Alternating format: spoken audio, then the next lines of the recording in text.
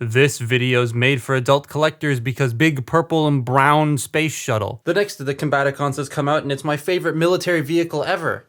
The space shuttle. For some reason. Tactical space shuttle? I don't know.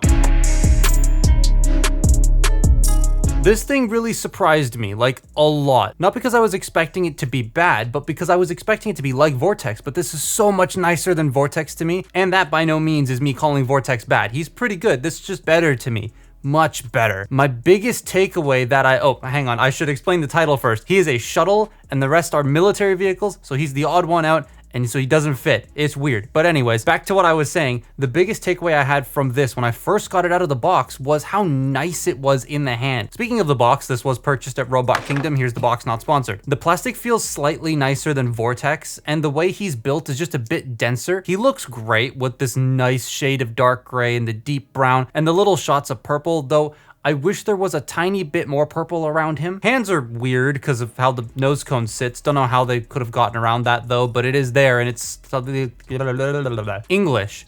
It is there, and it's the only thing that visually bothers me on this. There we go, I got the sentence out. He is very clean. Yeah, the wings are hanging out, but like that's normal Blastoff. Everything else is pretty nicely tucked away. The head is neat, if a bit tall. I also wish the eyes were painted a slightly different color to make them a lot more defined. I know a bunch of people who have like problems with how the eyes look, and I also don't really like it. He doesn't have a ton of waist wobble because of the split in half thing, but there's like a teeny bit there. It is a lot less noticeable in person, like when you're messing with it, you don't really notice that it's wobbling a bit, unlike Drag Strip, for example. One thing I like that they did about the inner legs is the armature here. They made it massive so that it fills out the space more and looks less skeletal. Vortex is like just a stick, whereas this is an actual chunk that fills in that space. He has his tiny guns, but he kind of has a shit grip on them. The pegs are so small. I believe that is so that they could sit closer to the wings in alt mode. They're more flush, but I don't know. I think I would have preferred the handles to be a bit longer because then they would have fit in his hands better. He is a nice size though. He seems a bit more on the brutish side, reminding me of Fall of Cybertron Blastoff, but I kind of dig it. Next to the Unite Warriors one, I still like the style of the old one, but the new one is so much nicer.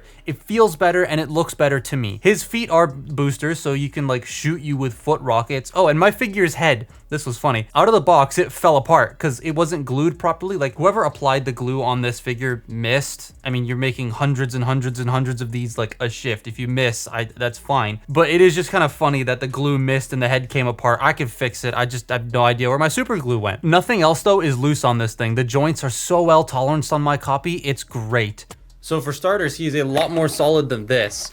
This I had to fix a lot out of the box, but like it's still really kind of loose and jiggly and janky in a lot of areas, and the head still likes to come off and stuff. Like, you know, I like this toy, but it's not great, like build quality wise. This, so much better. So the head's on a ball joint, so we can do a little bit of tilt, not a lot of tilt actually, there isn't that much. You can get a full rotation. He can look up that far and down that far, but there is a hinge plate that the head's on, so we can look up that far if you want him to. These shoulders, they can do a full 360 degrees. They can go out that far, and if you want them to go out further, you can unpeg this transformation hinge to get the arms to go all the way up, if that's something you want to do. He does have a bicep rotation, which is a double mushroom, thank you. You have 90 degrees of bend at the elbow, and then the wrists can rotate. He does have a waist joint, and it does wobble a little bit, but you know, not terrible. I remember the Stunticons would wobble a lot, but this guy is pretty much fine. The hips can go forward that far, they can go back that far, they can go in and out. You have your thigh rotation. You have a single jointed knee that bends a touch under 90 degrees, and it does thoop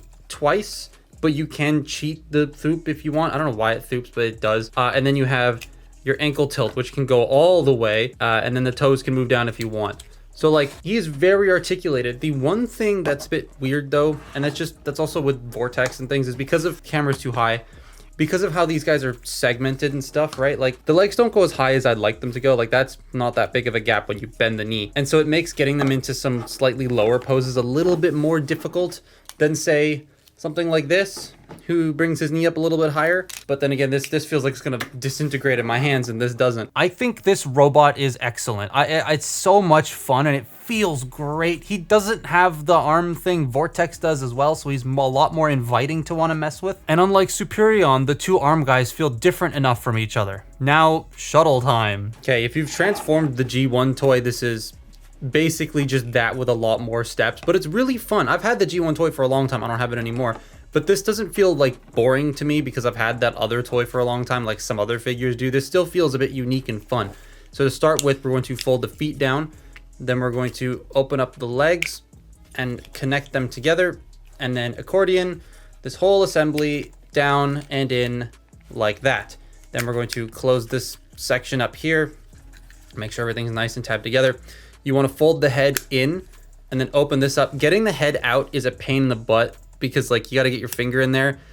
And this is a toy designed for kids, right? So a kid can get their finger in there no problem, but me with my adult fingers, it's kind of hard and a little bit painful. But you fold the head in there, then you want to take this section, bring it out, rotate at the bicep and at the nose cone, and then do the same on this side like that. And then you bring this together. It will tab into place at the shoulder and at the nose cone. And then you bring this cockpit section down, fold these out, flip this up, and that's your shuttle. The only thing that I find weird is these tabs right here. They tend to pop out every once in a while. They don't happen too often, but it happens often enough for me to note it. This doesn't want to stay folded up. Why? This is the first time this has not stayed. Oh, there we go. I got it. Now, one thing I do want to mention. This requires me to get Superion. So here's Superion's collapsed arm, right? And this is how you put this on and then it splits it in half. Vortex doesn't work like that because of this chunk right here. He can't do the whole plug him in and then the arm splits him in half gimmick. This though, which does fit on Superion's arm, by the way, it's a little difficult, but I was able to do it yesterday. Is the button not pushed in all the way? Oh, good, because the camera's on. It's not gonna wanna. Aha! I figured it out. I found you've got to push right here to really engage that clip, and then it comes undone, and there you go. So it's not the most elegant thing in the world, but get in. It might be better with actual Onslaught versus Superion, but that did take a lot of effort just to split that in half. But it does split in half, unlike Vortex, who you have to do it before you plug him into the combined mode.